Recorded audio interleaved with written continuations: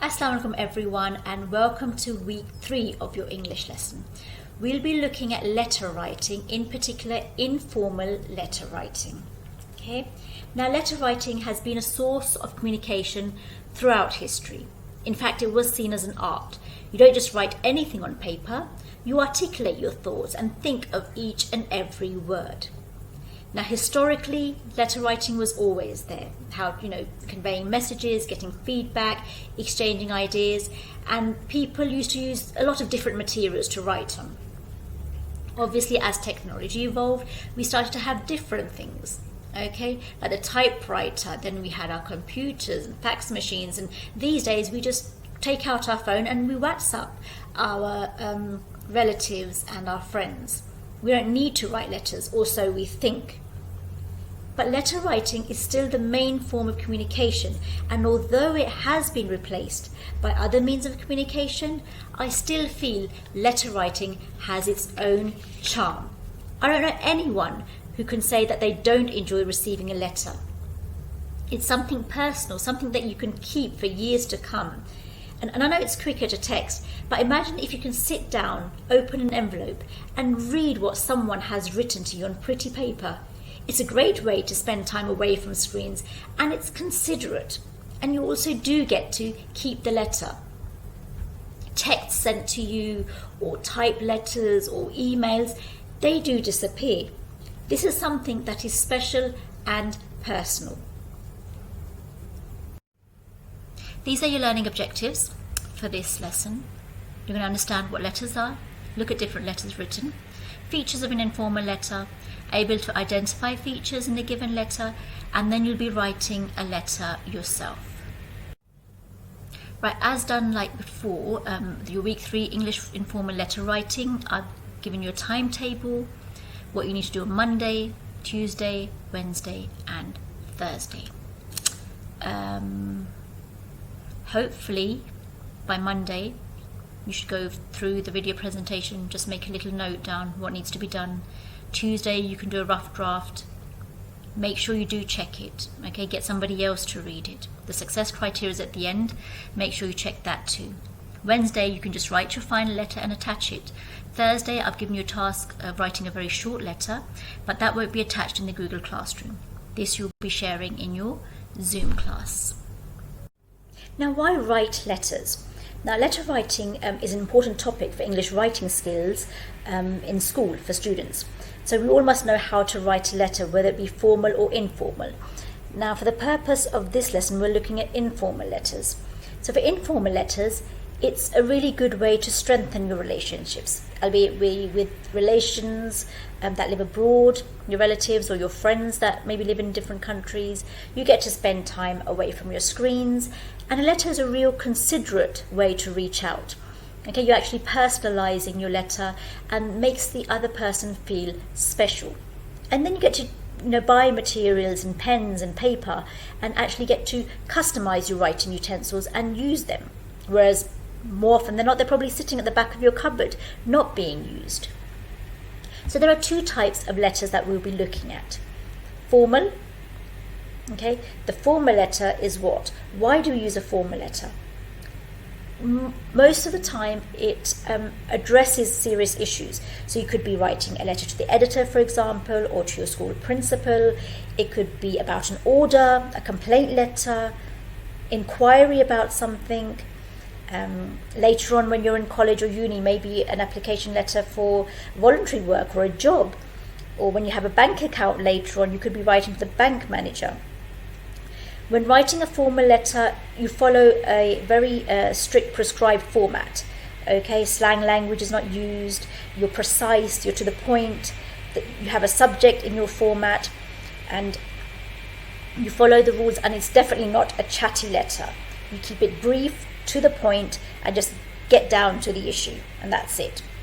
Your informal letter, what we're looking at now, this is what we write when we are writing letters to our relatives, friends, people that we know, people who we write to for a casual purpose. So it can be to either siblings, even our classmates, our neighbours. And this does not follow any prescribed format as such. The tone is friendly and casual. We can put extra information in there.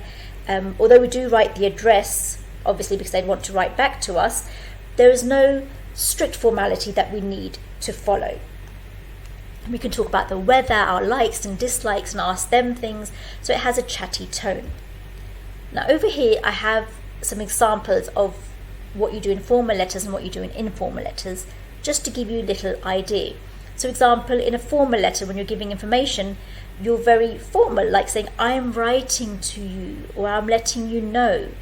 In informal, you can say, oh, just wanted to tell you, just wanted to say, okay? If you're attaching something with your letter, again, you're very polite, very courteous. Please find my attached report, or please have a look in your own time at the letter attached or at the photos attached. Informal, we say, oh, do you know what? We've attached the photos you wanted, or those photos you've wanted, they're here, or have a little look at the pictures I've sent.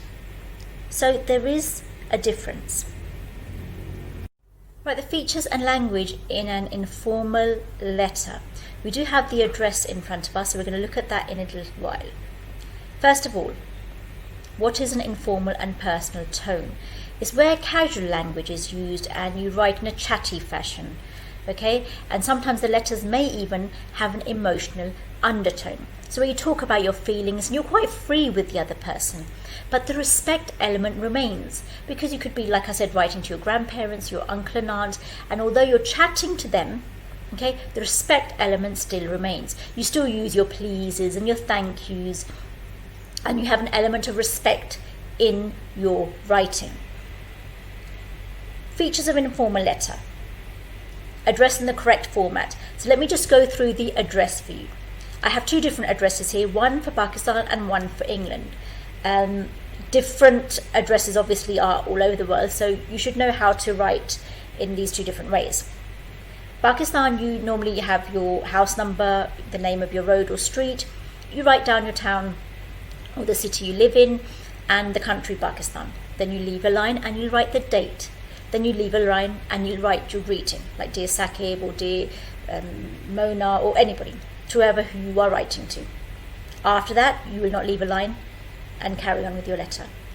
If, for example, you're writing, you're abroad somewhere, you do include the postcode. Again, you'll write your door number. Here I have 22. I live in a lane, so my road or street is called Hart Lane. Luton is my town. I'll have the postcode. Postcode is very, very important to write over there. Here, not so much. And then England. After this, I'll leave a line and I'll write the date. I'll leave a line, then I'll write the greeting. Now the greeting, whether it's Dear Peter, Dear James, you'll write straight after the date and you leave a line. Now the first paragraph. When you write the first paragraph, you will not leave a line after your greeting. Okay, so after you've written Dear James, Dear Grandad, Dear Saqib, whoever it is, you will not leave a line and straight away just dive into your first paragraph, which is more like an intro, a short paragraph. It shouldn't be more than 2 or 3 lines, to be fair. Your second main paragraph, this you will leave a line. You will leave a line after the first paragraph. Okay, you won't just make a space and write in the middle of the line. You will actually leave a full line and start your second paragraph, and this is your main paragraph, your main body, which will have a lot of detail. Use rhetorical questions. How are you? How are you doing? Whatever it is, obviously you're not expecting an answer, it's being written. So rhetorical questions just make them think a little bit. Answer in their heart, yeah, I'm doing fine. And it's polite as well. Emotive language. So whether you're upset or excited or whether you're confused, you can go all out with this and let the other person know. Express yourself. Let them know how you're feeling. And we touched on emotive language before in the persuasive texts. Chatty tone. Chatty tone is just like how you're talking to your friends. Okay, but you're writing this down. How's the weather? Oh, it's so cold here. I really miss the Pakistan sun. I wish I was in Pakistan, for example, or I wish I could come and visit you. I miss you so much. How's auntie? I always think about her. I miss her lovely cakes. Do you know what? You're chatting to the other person. Contracted words, because it's an informal letter, no need to write out the full words. Okay, instead of cannot, can't, straight away the apostrophe don't. Makes it easier, it simplifies it, shortens the letter, and it's more informal. Right, what features can we see in these two samples that you have in front of you? Do we have the address? Do we have the greeting? 2 or more paragraphs? Ending note, is it signed off? Do we have a chatty tone in this letter? Is it not formal? Chatty but respectful, don't forget that. Do we have rhetorical questions? Are they good adjectives being used? Now, don't worry too much about the address format of these letters.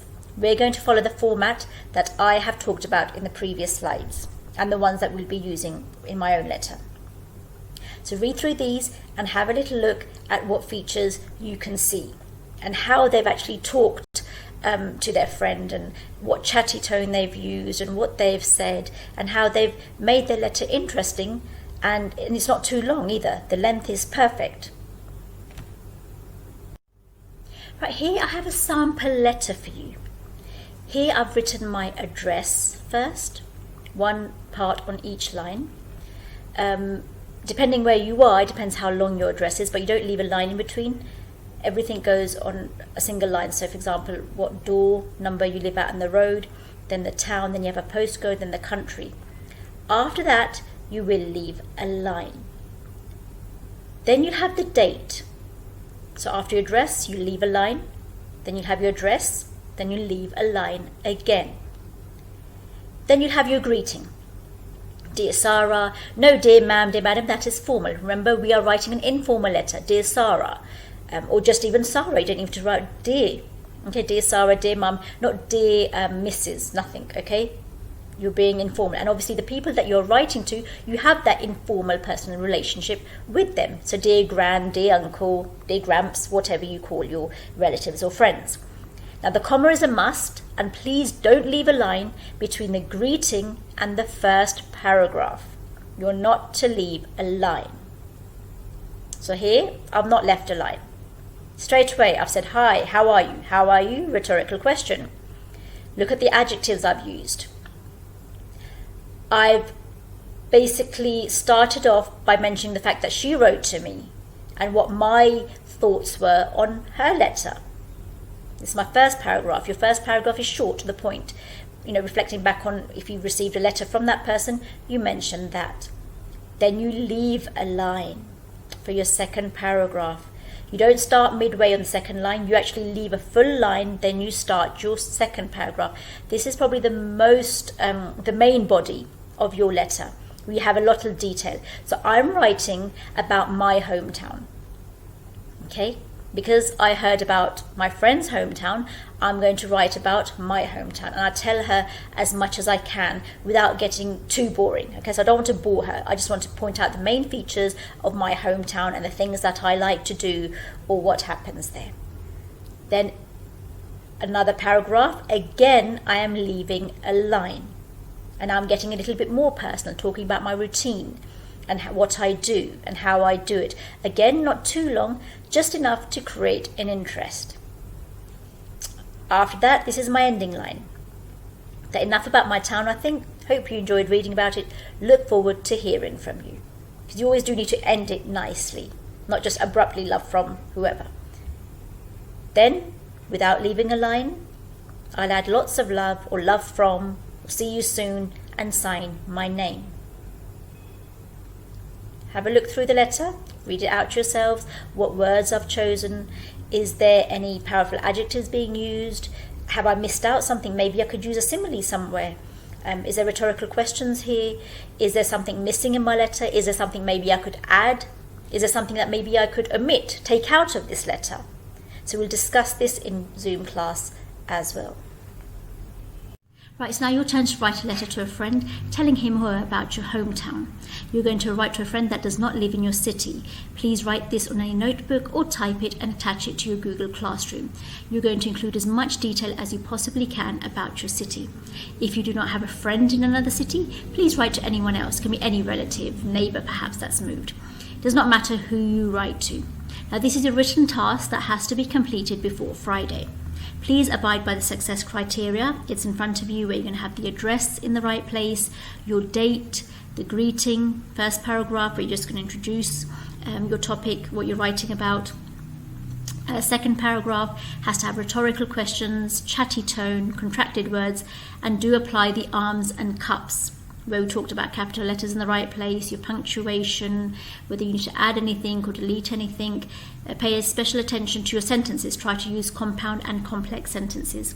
Third, closing paragraph, ending sentence, and sign off. Next, you'll be writing a very short letter to read out in Zoom class. This letter does not have to be sent to the Google Classroom. And what you need to do is just coming up here. You had arranged to meet a friend next week, but you have realised that you'll not be able to go. So in your letter, you're going to cancel the meeting with your friend and apologise, explain why you'll not be able to meet your friend, suggest where and when you could see each other instead. So this letter will not be attached to the class. You're going to use this and read it out in Zoom class. So a little reminder. This is your timetable. If you stick to the timetable, you'll get all your work done. Monday, I want you to go through the video presentation, note down what needs to be done. Tuesday, your rough draft, please do read through it. Wednesday, write your final letter, attach it to the Google Classroom. Thursday, your short letter telling your friend why you can't meet up with him or her, even though it was planned. And this will be read out in Zoom class. So in short, you only have one task to do, and that's the final letter that you will write and attach to the Google Classroom. Now, we have noticed a lot of students are not submitting their work. Okay, so now we're asking you very nicely, very friendly to please attach your work, submit your work, please get your work done on time, because you don't want us to start behaving like this lady, okay? You want us to stay friendly and polite with you. So with that, take care of yourselves and everybody else around you.